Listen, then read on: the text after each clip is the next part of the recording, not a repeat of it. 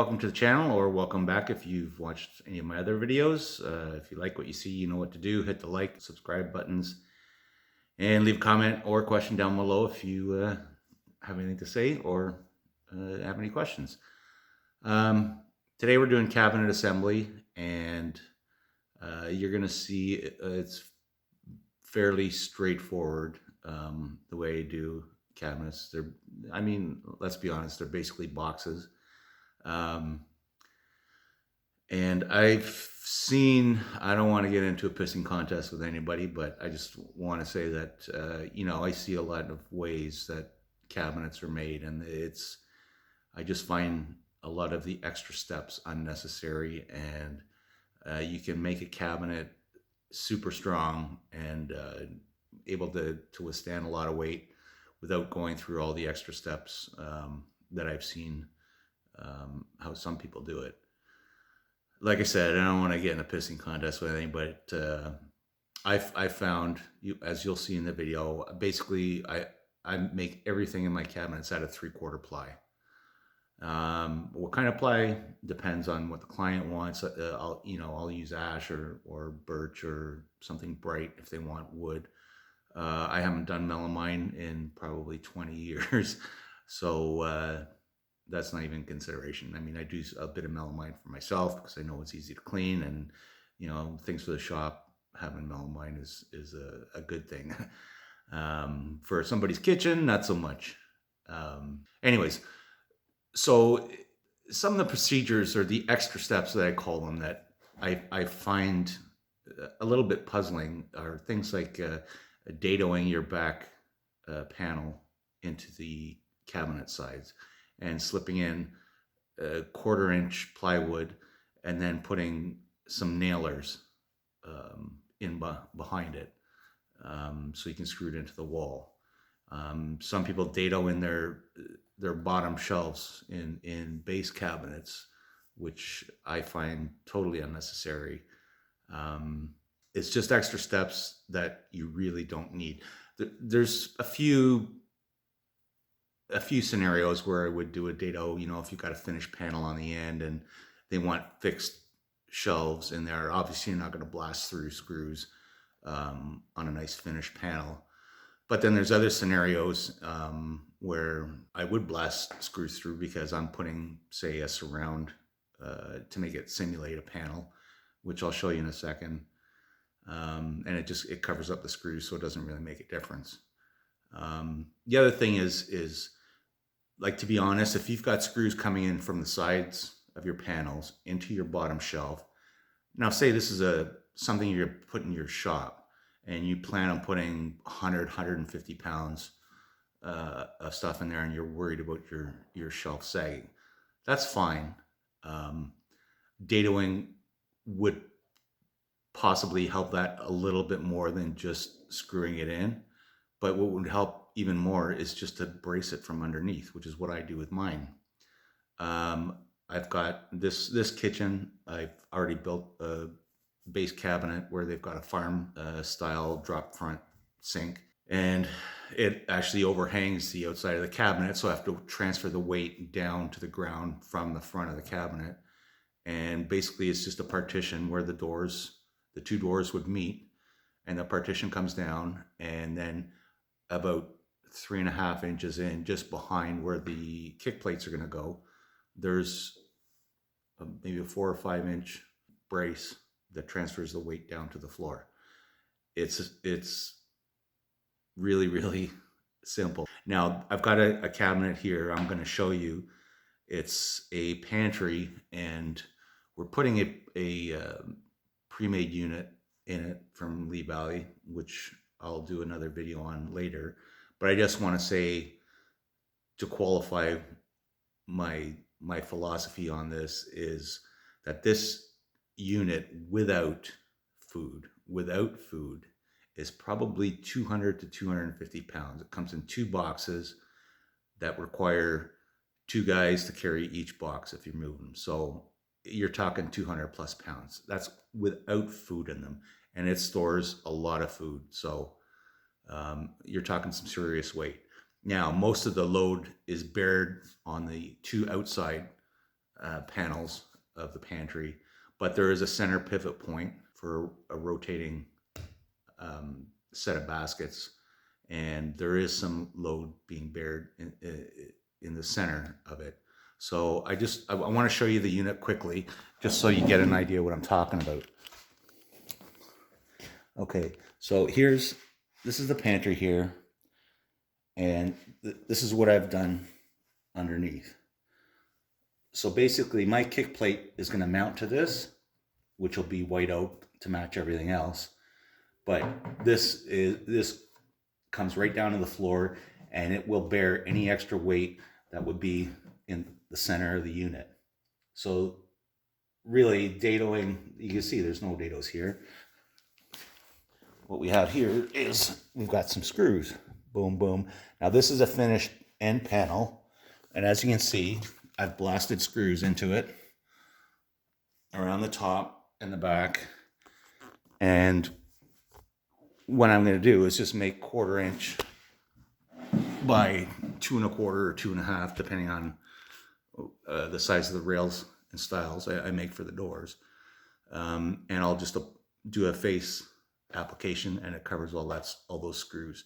So you got a super strong unit, well supported, and no reason for dados. These are cabinets. It's not furniture. These are cabinets, and it's quicker. There's less steps involved, and there's less measurements, less calculations, etc. In doing this. And the biggest factor is time. It's a lot quicker.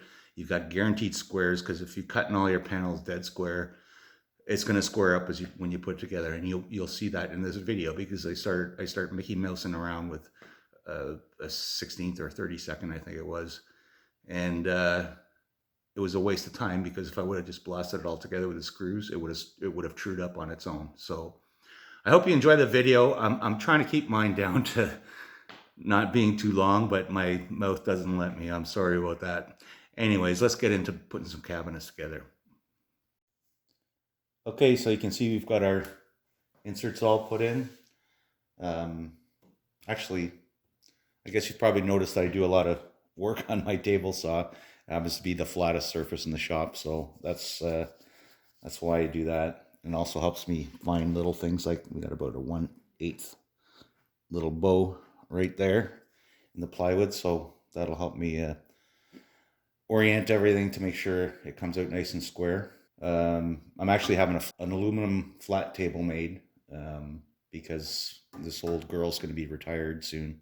It doesn't owe me anything. It's still dead accurate, but I'm getting older, and I've still got all my digits, so I think a saw stop's going to be in order at some point in time. So we've got our grain oriented the way we like it. The other reason I like to do working on a table saw is because I can use the fence as a square point and something to push against. So now we got our grain oriented, the first thing I like to do is double check our measurements. As you can see, this is the one we're doing right now, 19 11/16 wide. Here, here, we're bang on 19 11/16 exactly. So once we're established with that, the next thing I like to do is, because these run full length and we've taken our 32nd of an inch off of our top and bottom panels, I like to make sure that they're going to be flush. And we'll just have a quick little peek here. You can see that we're dead on. Now the other side, because of that little banana in the lower board, you can see we're out. But if we push it down flat, you can see we're right there. Again, if you start to deal in 32nds and 64ths, being exact is a lot easier. It makes life a lot better. So we're good with that. What I'm going to do, I think we're going to do this side first and leave our little wonky end. So we get that, and then we'll go top and bottom. So I've got something to actually push down on when I go that side. So I line these up against my square fence. Keeps everything even.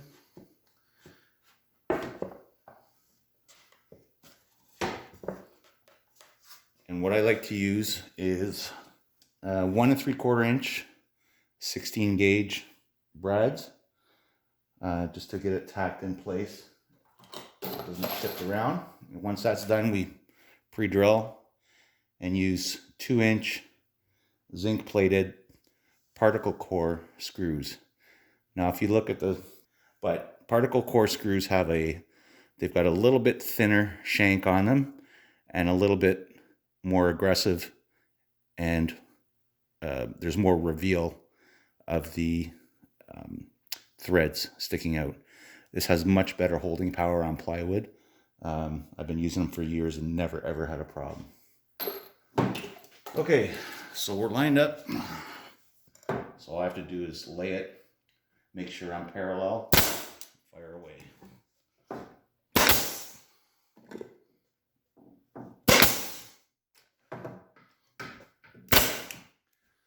The other advantage of bradding is you can go a little bit closer to the edge without worrying about splitting the wood. And that's our first piece. Now, make sure we got our grain going the way we want. We do.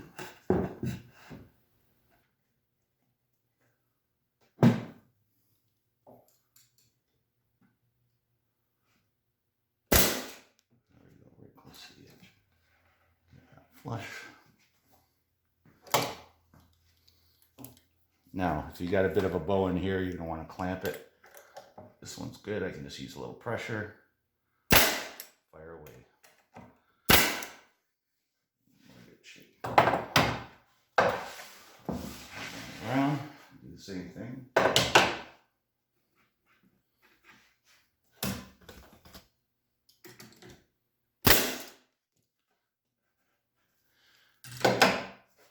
Now, if you haven't been doing this for 30 years like I have, you probably want to measure 3/8 or a hair under 3/8 and make pencil marks. I don't need to. Okay, let's get our top and bottom in.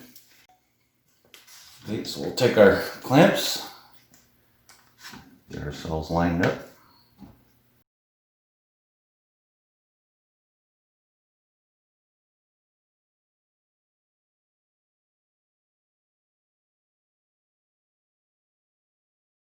If you're not sure when you're brad nailing, I always try and look for parallel. But if you're a little bit leery, I always try and aim it so if it blows out, it'll blow the top or the bottom.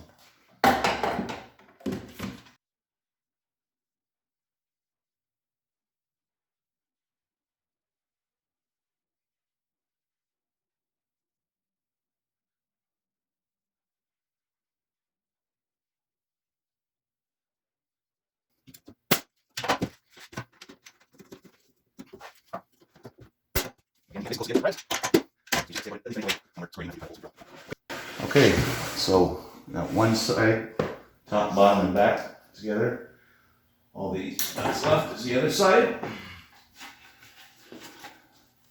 And we're going to check our grain orientation. Make sure we're good.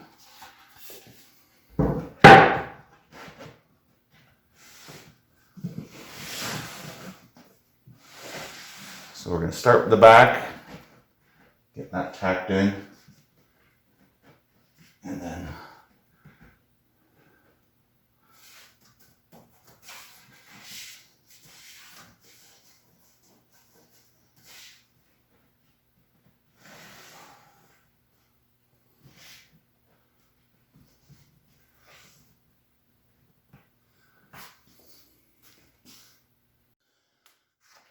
okay, so we're lined up. If we don't have any variance, we want it to be over the top because of our pins. We want everything lined up at the bottom, so our pins line up nicely. And you see on this piece, we're flush here, and we're flush here, and we got about a 30-second of a bit of a bow in there. So we're going to tack 1, tack 2. I'm going to pull this in and give it a couple of shots.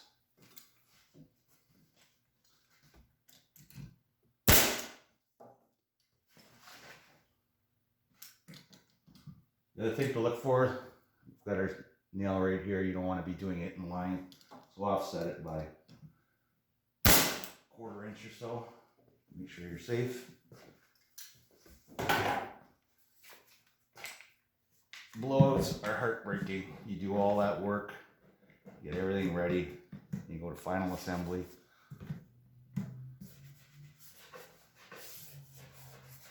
And you blow it through.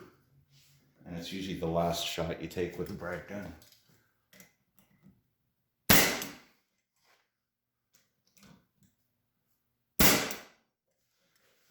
And we're golden.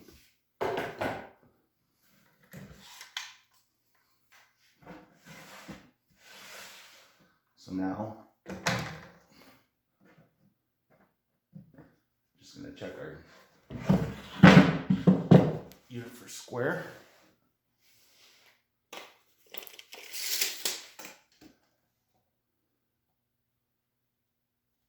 .35 7/8 plus a 32nd.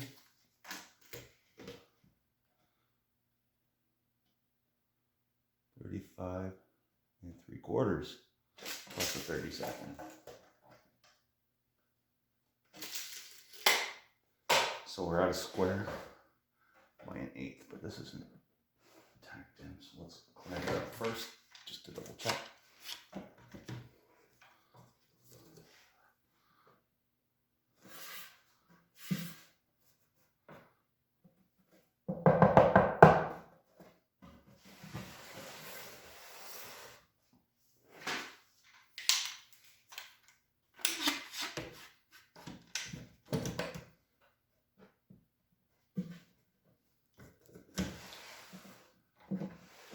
And we'll check again.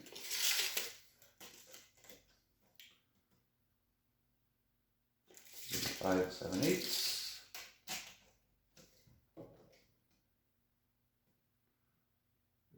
15, no, 13/16. So we're close, but we're still racked just a little bit. Okay, let's get the big clamp. Okay, so I cut a couple of clamping blocks so we don't end up damaging the edges at all.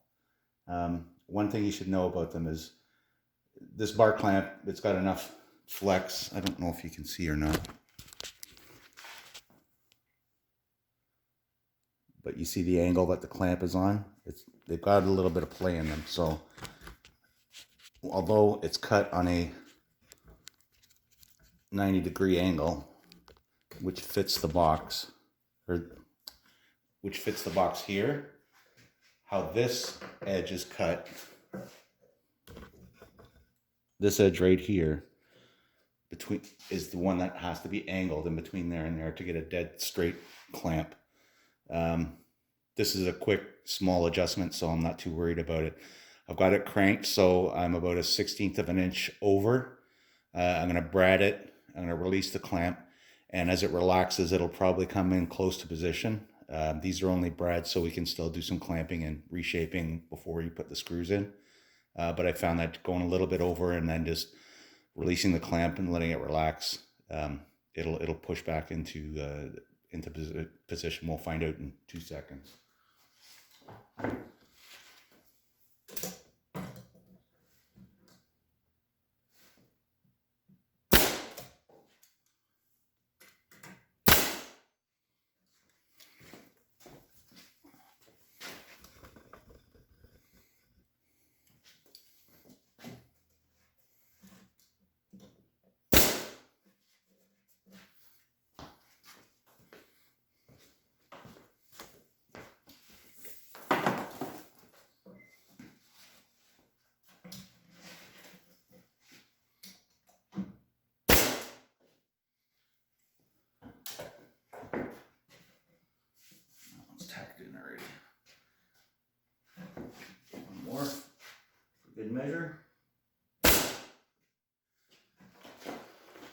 let's see where we're at.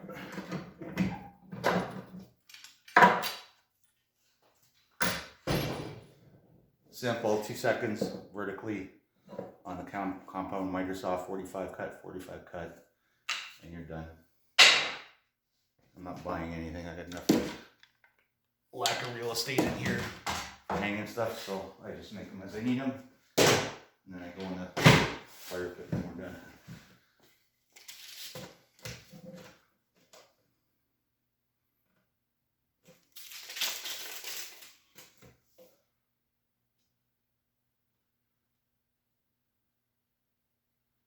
Okay, we're off by about a 30-second. I think we're good for now, up until we end up screwing everything together. Okay, so I noticed by looking inside, we got a little bit of uneven gap at the top and the bottom. I'm suspecting it's because of our slightly warped back piece. So we're going to put screws in, and hopefully the squareness of the top and the bottom will pull it all together.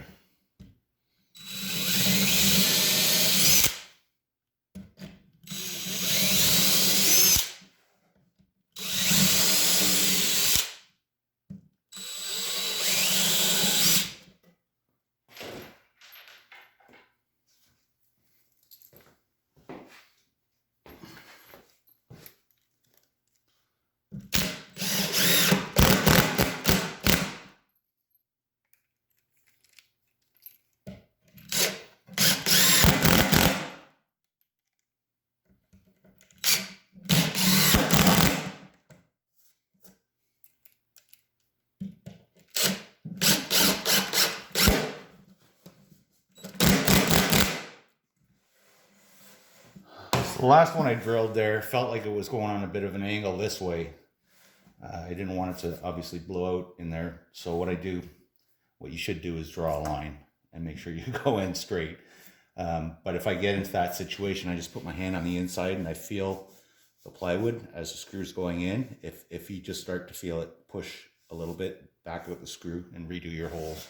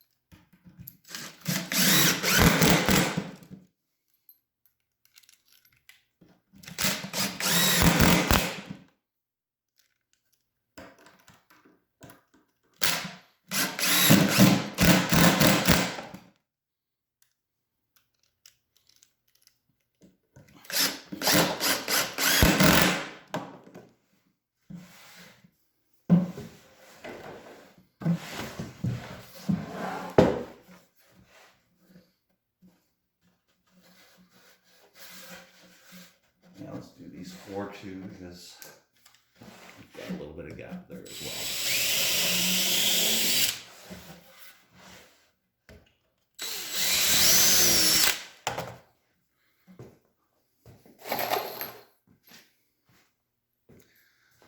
Going through all this is worth it when you're installing, believe me. Anything that's out of it is nothing but a headache. Do it square when it's in the shop. You got to take the whole thing apart again, because you figure one of your pieces isn't square or something like that. It's worth it to do it in the shop and not say, oh, it's good enough before you get on the job site doing your install.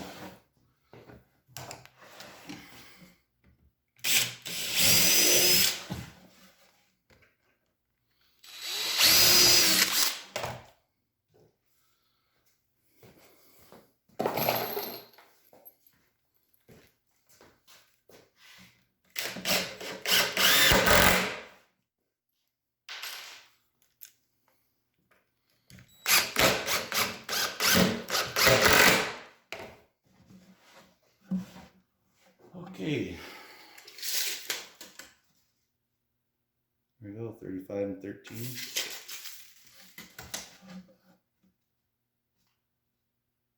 5 and 13. Perfect. Next cabinet's the same size as this, so we need 35 and 13 for it to be even and square.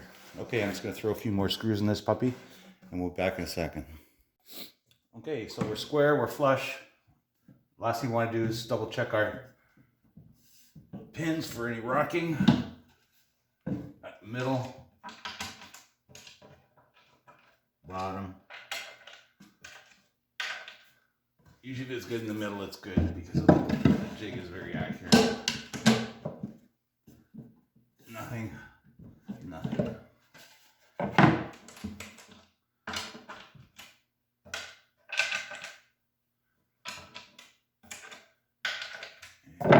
Top.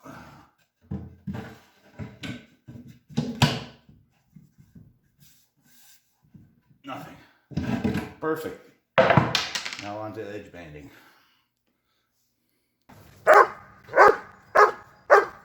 Sit. What?